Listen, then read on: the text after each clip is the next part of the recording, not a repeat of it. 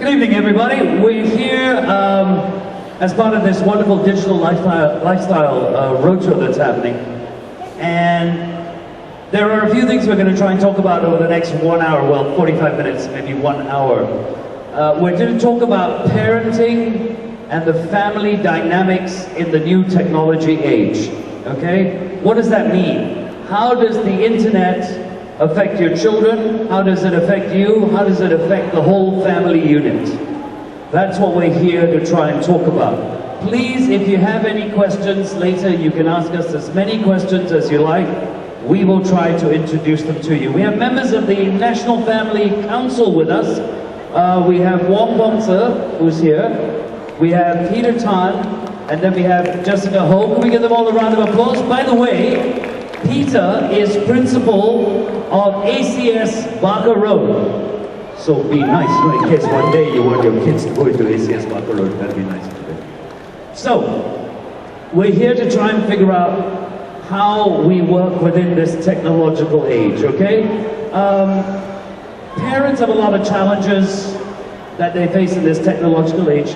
What are some of the challenges you faced as you come to grips with the technology age? Myself or with the children? Both, yourself and with the children. I think for someone like me who's a working mother, the temptation to bring work home can sometimes be distracting for myself and for the family.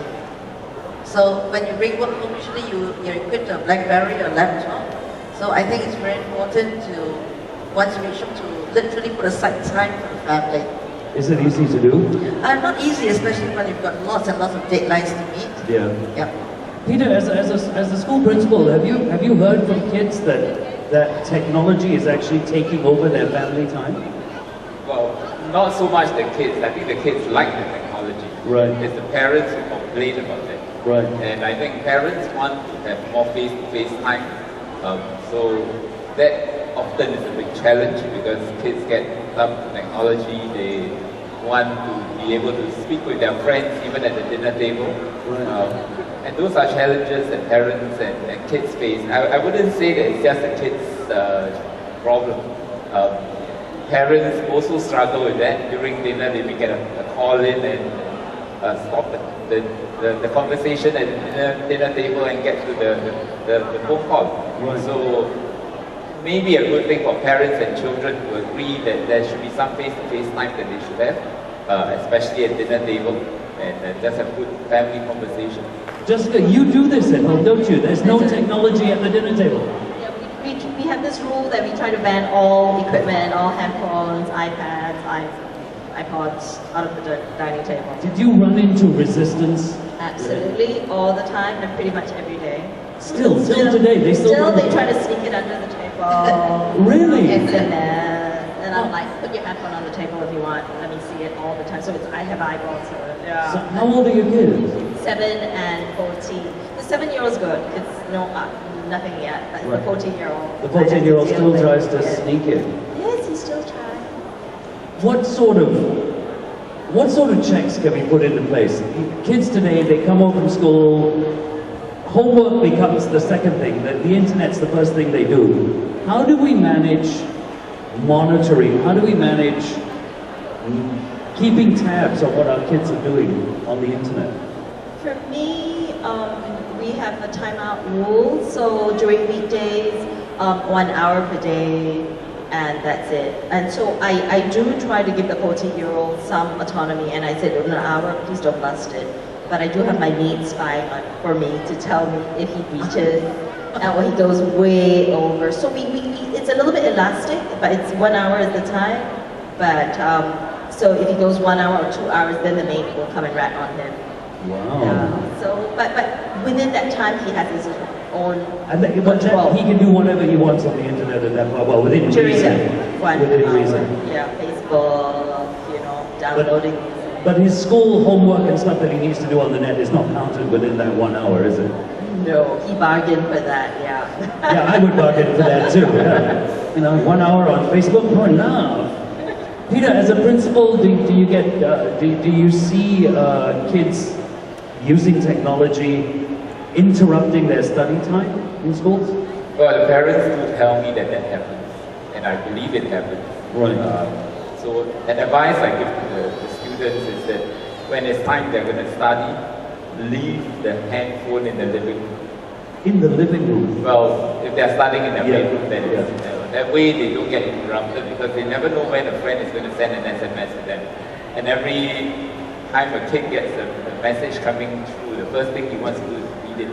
Of course. And that distracts him from the studies. The other challenge, of course, is getting onto the internet and excuse me, getting on the internet and spending time on Facebook and other social media platforms, and that really consumes their time. Do you find they do that in school? In school, they wouldn't have that much time because they're in class most of the time, but when they're at home, they would want to have that time. I did a web chat with my students at one time, and I told them that I would be on the net from 8:30 to 10 o'clock. And I realized that actually most of them came online after 9:30.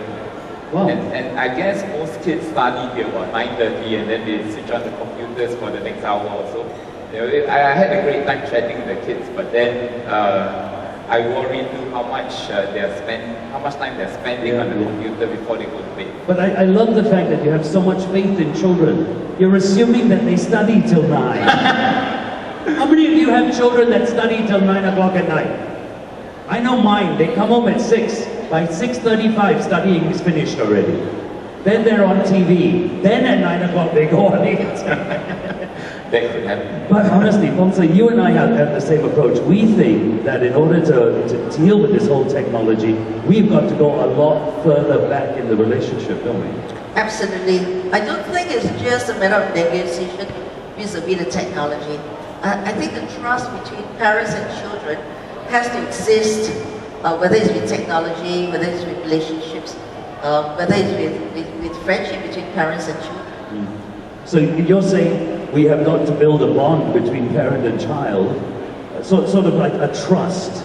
I think before one anything will work. absolutely one is trust, so that you can communicate easily and drop boundaries as to how much time the kid should spend on technology. But it's also got to do with accountability, responsibility, and basically a lot of negotiation. Because I think technology is here to stay. Yeah. So negotiating with your child. Does anybody have tips on how to negotiate with your child?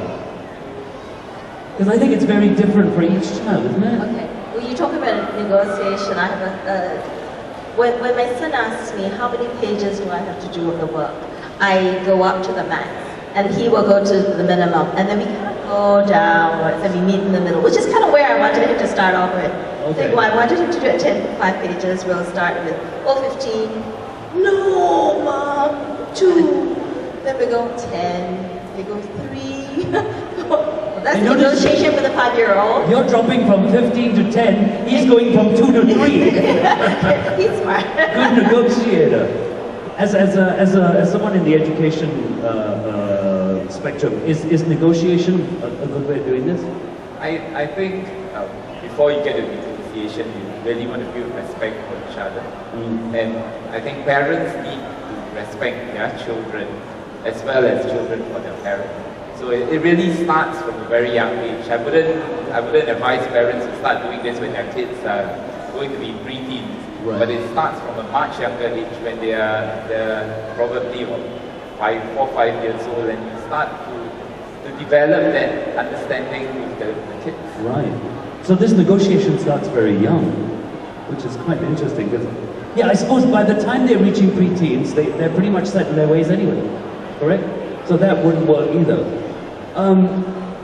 Other tips. How a lot of parents go, 1 hour, I can't control the 1 hour. How do you get that control? One of the things I do help parents do is, especially when their kids are rather young, is not to have the computers in the bedroom. Leave the computers in the living room where everybody can see what's going on. And that helps to keep the child away from going into sites that they shouldn't get into. And sometimes it's not that the kid wants to, but the way the sites are sometimes created, it just happens to come Yeah, these are pop-ups. That you Yeah. get. Yeah. They're all pop-ups. So if the parent is there, and you can then have a good discussion or talk with your child about it. Don't always assume that the child is trying to do the wrong thing. Yeah. But don't you think that, I mean, I see it, maybe it's just the people I mix with, but I see it with a lot of parents these days. They're allowing their children this room to discover, this room to express themselves, which means is that a dangerous thing? Are we allowing too much too soon? I think your whole life is about the social contract. I don't think any parent owns the child. Okay.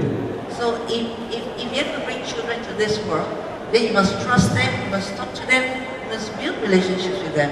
I think even telling them to put the laptop away may not help because they may have the iPhone, they have the BlackBerry, etc. I think important is to explain to them why probably during school days, you probably should not spend so much time on the computer. I think kids are very intelligent, you could reason with them. But if it's during school holidays and all that, maybe they get more time with the computer. That's interesting. I used to do the same thing with comic books. They were not allowed comic books during school time, but at school holidays they could go out and buy comic books. That was the only time we allowed them. Do any of you have any questions for our panel regarding your kids, regarding the internet, problems that you face, so that we can try and help you? This is wonderful. You've all got your kids totally under control. I gotta get notes from you guys because, man, I had a lot of problems when I was bringing out my kids. Yes. What are some ways to initiate conversations with your children about cyber issues? Okay. How do you begin a conversation with your kids? It usually starts with, why are you on the computer? For so long. I think that's how we initiate. But isn't that a bit confrontational? Yeah, but it's every day. But I think for us, for me, I mean, I'm still a work in progress, I think. But usually it always happens with chats with, oh, okay, so what are you doing today now? How much? You know, what's happening? And they say, oh, we're having this, and you know, we're having this chat. And then it always segues into kind of like, what are they doing? And then actually the internet is very good because we can do a lot of research. Like the other day, the US incident in China, you know, straight away we can find out what's going on, what people are talking about. So it actually does enrich conversations. And then there are comments by people. So there's input, and we find out what people are saying, what people are thinking, and at the same time, it also helps us mold our views. So actually we can go into an in-depth conversation very quick and very broad, you know, whereas in the old days we had to go back to the library, do research on any articles. And you can do this with your 14-year-old, right? Yes. And even with the 7-year-old, you know, we can go onto the internet, show him the photos, how it happens and what is he think, and he was really upset, and he was like tears. Oh my. Yeah. So there you go. So basically it's actually using what they see to begin the conversation. Yes. In the old days we used to do it with newspaper cutouts, remember? Right. Yeah. But now there's the internet, and then... That's quite interesting. Any other questions?